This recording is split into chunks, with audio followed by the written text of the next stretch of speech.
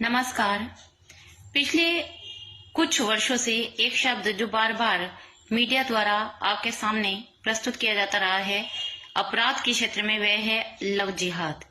Love जिहाद को हवाई बात भी नहीं कहा जा सकता, क्योंकि ये अपराध बहुत बढ़ता गया है और बहुत युवतियों का शोषण भी किया गया है और धर्म परिवर्तन भी इसके अंतर्गत कराया गया है। लव जिहाद का एक मामला सामने आया है। पीलीभीत में एक नेपाल की युवती के साथ जो है वो लव जिहाद के में फंसाकर उसे धर्म परिवर्तन कराया गया है और अमजद नाम का जो युवक है उसने अजय बनकर ये कार्य किया है और युवती का कहना है कि उसने भी दुष्कर्म किया और उसके बाद उसके जो भाई हैं उन्होंने भी दुष्कर्म किया है। पुलिस ने यद्यपि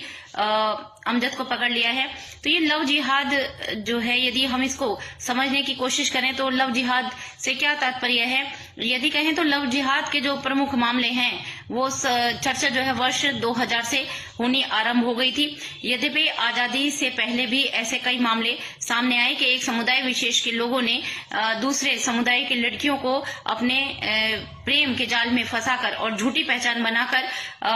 उन्हें फंसाया और उसके बाद उनका धर्म परिवर्तन कराया, उन पर बहुत अत्याचार किए गए। तो लव जिहाद जो है वो दो शब्दों से मिलकर बना है। लव जो है वो अंग्रेजी का शब्द है अर्थात प्रेम, और जो जिहाद है वो एक धर्म विशेष के अंतर्गत अरबी भाषा का शब्द है और इसका मतलब होता है कि धर्म की रक्षा के लिए युद्ध करना होता है। तो आशय साफ है कि जब एक धर्म विशेष का व्यक्ति दूसरे धर्म की लड़कियों को प्यार के जाल में फंसाकर किसी प्रकार का प्रलोभन या कहें विवाह के जरिए धर्म परिवर्तन करवा देता है तो इस पूरी प्रक्रिया को लव जिहाद कहा जाता है। लव जिहाद के लिए यद्यपि अब